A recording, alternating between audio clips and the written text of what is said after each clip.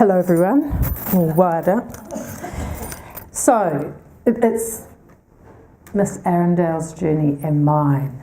And I'm very interested in how we do translate thought into action, but especially given so many of the speakers over the last couple of days, I'm even more interested in how, in spite of all this incredibly clever inspiration, we can manage to remain who we are.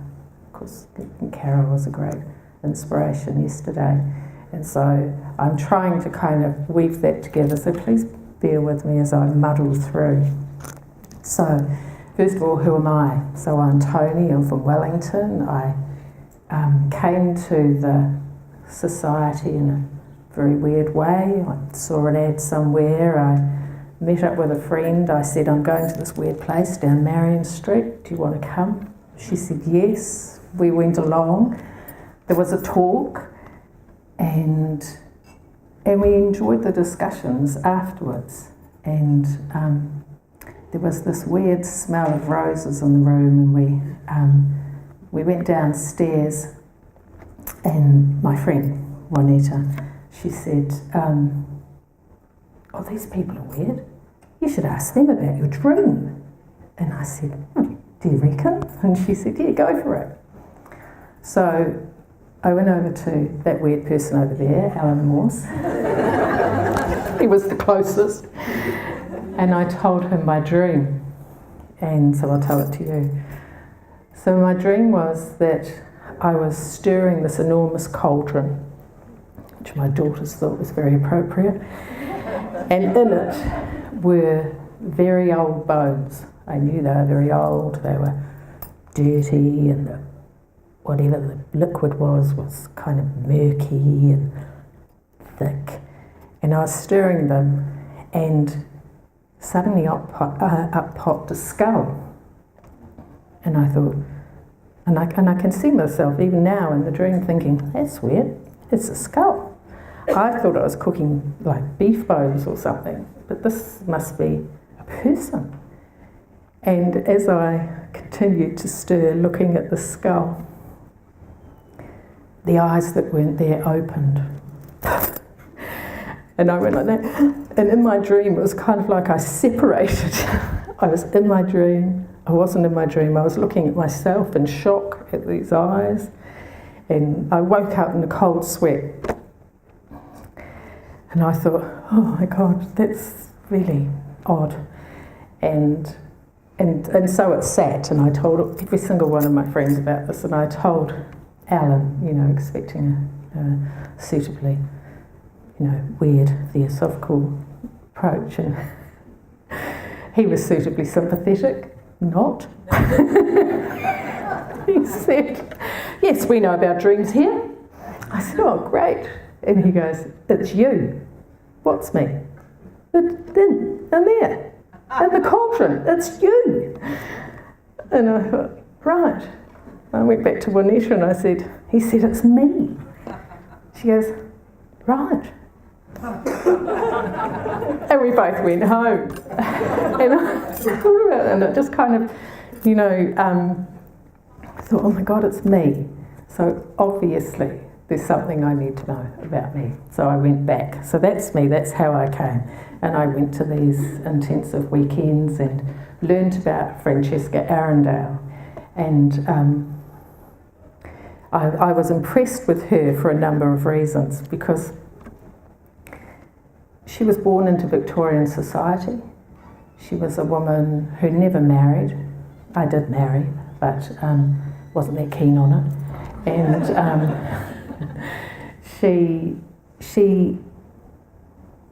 it sounds like she was a very strong-minded woman. She was very interested in education. She wanted to know about things. So she obviously dragged her poor mother around as a chaperone, around all the things that she was interested in. She was very interested in spiritualism. And I liked this bit. I'll just read from the book if it's all right with you. For 6 or 7 years, we continued as spiritualists to have constant intercourse with the so-called dead, and there's no form of manifestation of spirit influence with which we were not familiar, nor were there any of the well-known mediums who did not come for private seances to our house. Tests which could not have been applied at public seances frequently occurred. Oh, wow, she is such a cool woman. Here she is, obviously what would be considered a blue-stocking, smart woman in a time in the world when it wasn't really considered the thing to do. She was really studying what she was interested in. And she actually, from doing all this, she joined the Spiritualist Society. And she says, I don't know now when I joined the British National Association of Spiritualists, but I do remember in March 1881 having had the temerity to read a paper on reincarnation before the orthodox English spiritualists.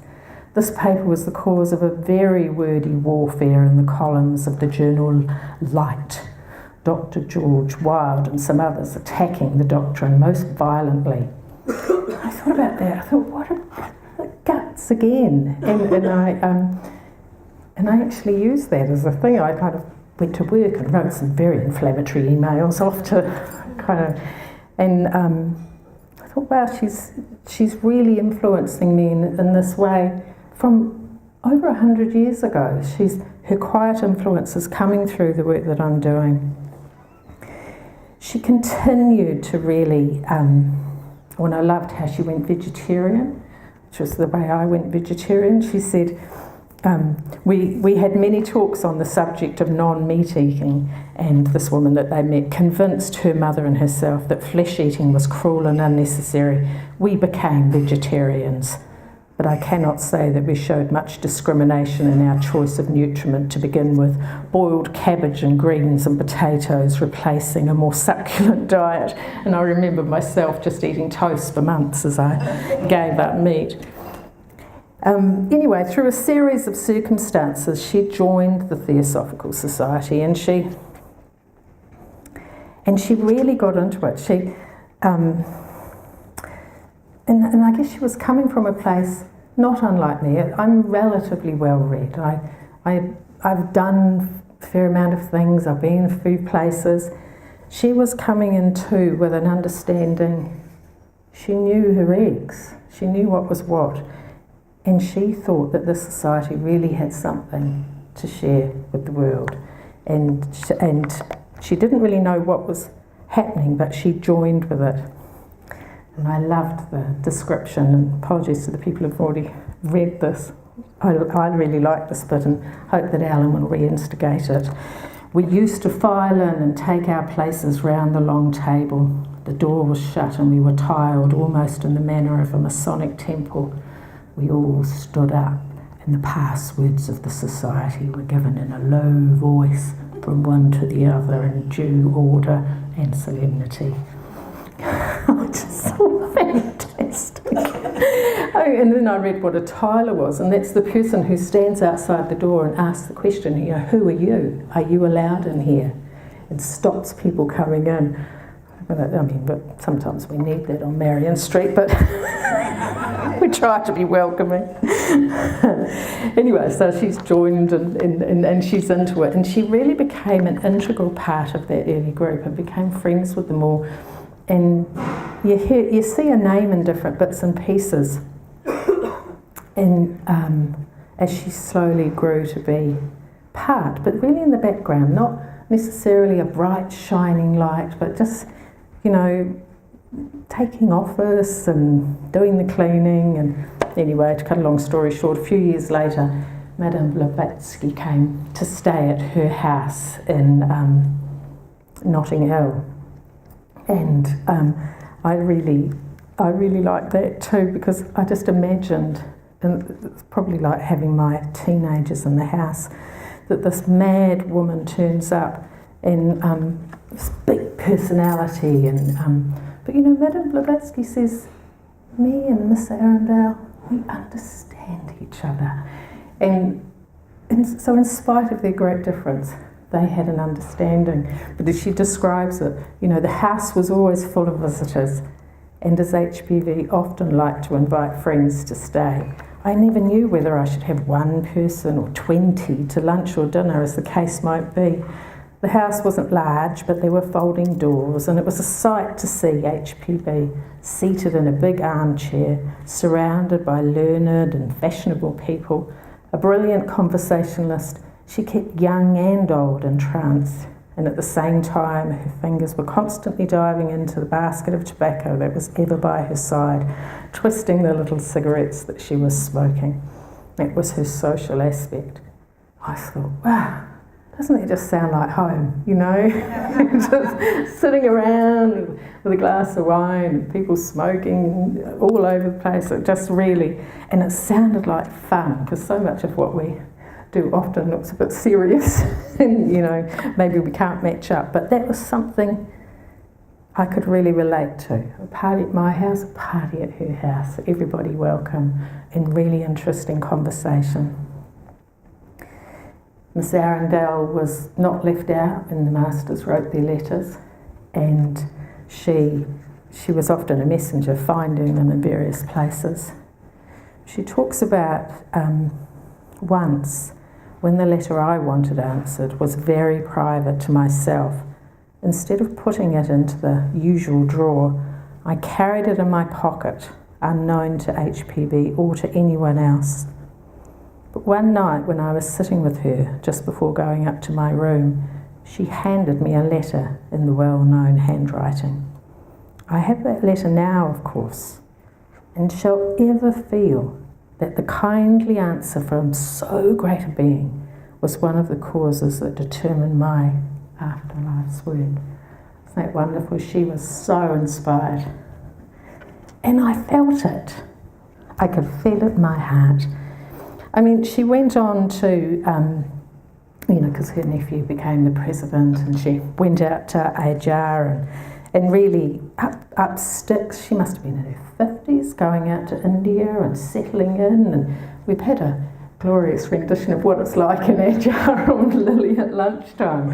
And you know, this Victorian woman used to servants and carpets and clean water, would have been absolutely overwhelmed with change, and yet she willingly went and did it.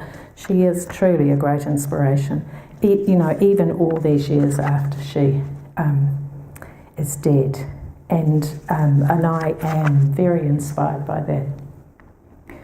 Now, I know we haven't got very long left, but in the spirit of transferring thoughts and feelings into action, I wonder if we could all take 5 minutes and talk to someone just to say, who was it that inspires you into coming, or you know what I mean, you know the feeling, that person who really got you going and interested, and how are you still doing that work today?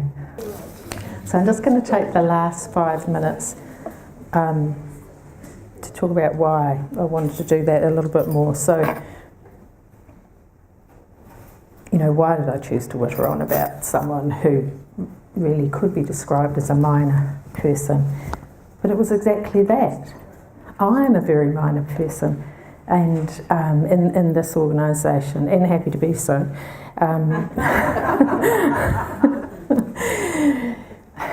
But, one of the things I find incredibly difficult to do is to be myself in every situation, to continue to hook back into responding who I am, and to allow the time and space to really allow that whisper within me to be heard, or even to act upon it. Because we're spiritual beings having a physical experience.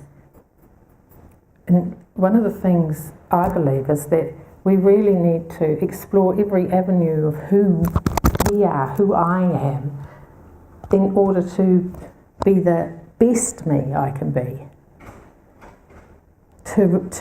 What's the point in me being born at all if I don't do it all that's open to me, or at least give it a go. And Francesca Arundale continued through her life to be her best her. That's what I could see in the reading that I've done about her. And so that's why she's inspiring to me, and that's what I want to play out. So thank you for letting me do that.